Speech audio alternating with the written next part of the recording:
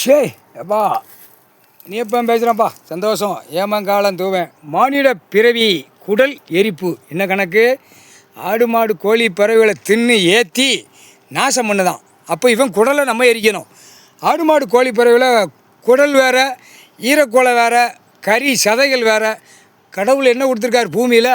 என்னப்பா கொடுத்துருக்காரு? ஏமங்காலம் தூவேன் விவசாயத்தை விளைஞ்சதை சாப்பிட்டு உயிர் வாழ்ந்து போடான்னு தான் கடவுள் கொடுத்துருக்காரு. இவன் அநியாய சேட்டை, அகம்பாய் சேட்டை, ஓவர் சேட்டை. ஆடு மாடு கோழி பறவைகள் எதுக்கு கொடுத்துருக்காரு அப்படின்னா, சாணத்தை போட்டு விவசாயம் பண்ணி பயிர் பச்சிகள், நவதானியங்கள், நெல் எல்லாமே கொடுத்துருக்காரு கடலிலேருந்து. இவன் பூரா அழிச்சு வாரான். கண்டாரம் ஓலிமே எப்படி இந்த பேய் எல்லாம் தின்னு அழிச்சு வாரான். இப்போ மானிட பேய் திங்கித வந்துருச்சு. இப்போ வந்துடும். கொலைப்படாத.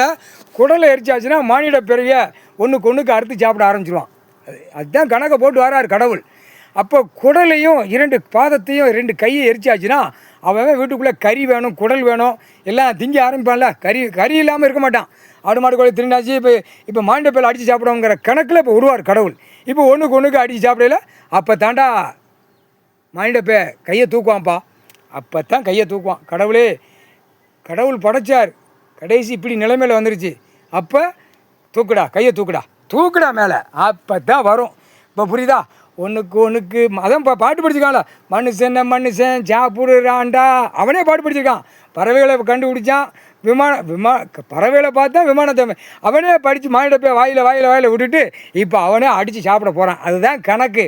மானிட பிறவி ஆணும் பெண்ணும் ஒன்றுக்கு மனுஷனை சாப்பிட போகிறான் தம்பி பயலே.